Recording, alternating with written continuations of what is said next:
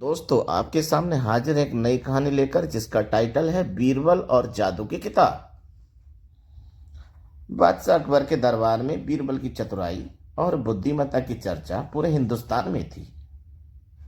हर कोई जानता था कि कोई भी पहेली हो, कोई भी मुश्किल सवाल हो, बीरबल के पास उसका जवाब जरूर होगा। परंतु एक दिन दरबार में एक ऐसा व्यक्ति आया जिसने एक अजीब सी चुनौती दी।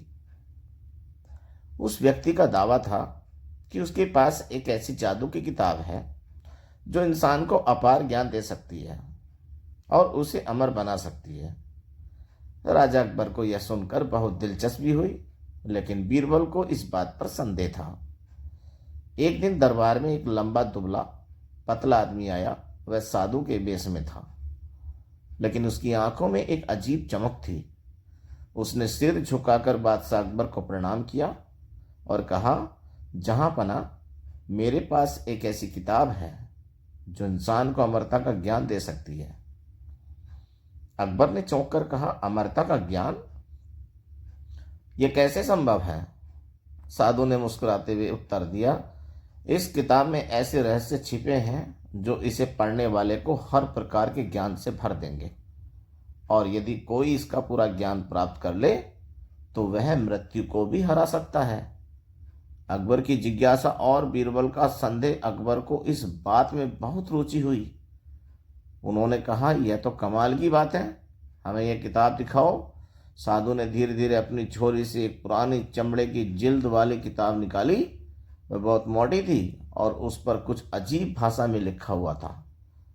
अकबर ने बीरबल की ओर देखा और कहा, बीरबल, तुम बहुत ज्ञानी हो, तुम बताओ, क्या यह संभव है? बीरबल ने किताब को ध्यान से देखा, फिर साधु की ओर देखा और मुस्कुराकर बोला, जहां पना, ज्ञान अमूल्य होता है, लेकिन अमरता केवल भगवान के हाथ में होती है। ये साधु जो कह रहा है, मुझे इसमें संदेह है। साधु ने बीरबल की बात सुनकर हंसते हुए कहा, अगर तुम्हें संदेह है तो मैं तुम्हारी परीक्षा लेना चाहता हूँ। अगर तुम सच में बुद्धिमान हो तो इस किताब को पढ़कर बताओ कि इसमें क्या लिखा है। अकबर ने भी बीरबल से कहा, बीरबल, तुम इस किताब को पढ़कर देखो और बताओ कि इसमें क्या लिखा है। बीरबल ने किताब को हाथ में लिया और ध्यान से देखने लगे। उसके पन्ने बहुत पुराने थे और उन पर कुछ अजीब लिपि में लिखा था। बीरबल ने धीरे से मुस्कुराया और कहा, जहां पना, किताब को समझने के लिए हमें कुछ समय चाहिए। बीरबल ने किताब को अपने साथ ले लिया और रात में उसे ध्यान से पढ़ने लगे। उन्होंने पाया कि यह किताब असल में कोई जादुई किताब नहीं है, बल्कि यह एक धोखाधड़ी की किताब है। कोई भी अर्थपूर्ण बातें नहीं लिखी थी, बल्कि केवल उलझी हुई पहेलियां और बेमतलब के चित्र बने थे। बीरबल समझ गए कि यह साधु कोई चालबाज व्यक्ति है जो राजा को मूर्ख बनाकर कुछ लाभ उठाना चाहता है। बीरबल ने सोचा कि इस साधु की सच्चाई सबके सामने लाने के लिए कोई तरकीब लगानी होगी। उन्होंने एक योजना बनाई और अगले दिन दरबार में पहुंचे। अकबर ने पूछा, बीरबल, क्या तुमने किताब को पढ़ा? बीरबल ने सिर हिलाते हुए कहा, जी हाँ, जहां पना, और मुझे इसमें एक बहुत बड़ी अद्भुत रहस्य पता चला है। साधु चौंक गया और बोला, क्या तुमने सच में इस किताब का रहस्य समझ लिया? बीरबल ने गंभीर स्वर में कहा, जी हाँ, और मैं चाहता हूं कि मैं इस जादू को सबसे पहले आप पर आजमाऊं। साधु थोड़ा घबरा गया, लेकिन उसने अपने डर को छिपाते हुए कहा, ठीक है, बताइए क्या करना होगा।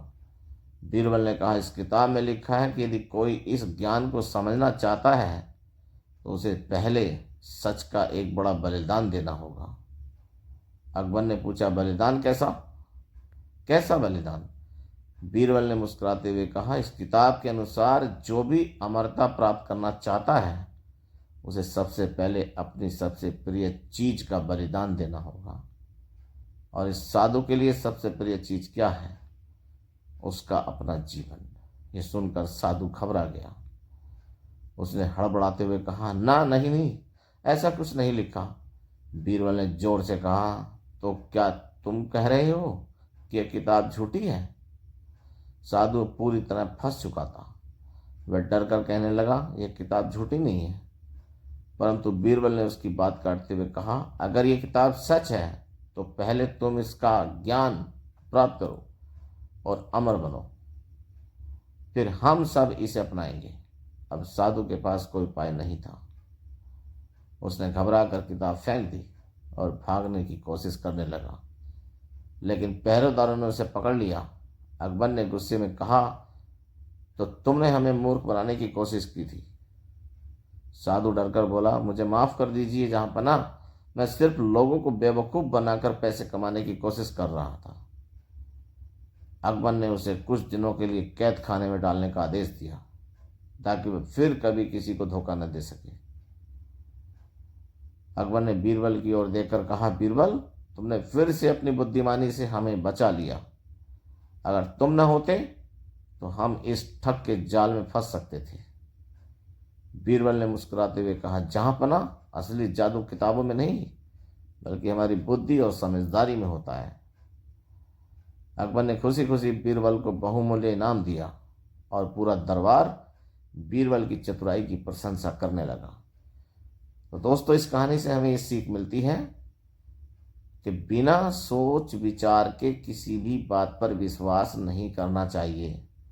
असली जादू किसी किताब में नहीं बल्कि हमारे ज्ञान, विवेक और चतुराई में होता है।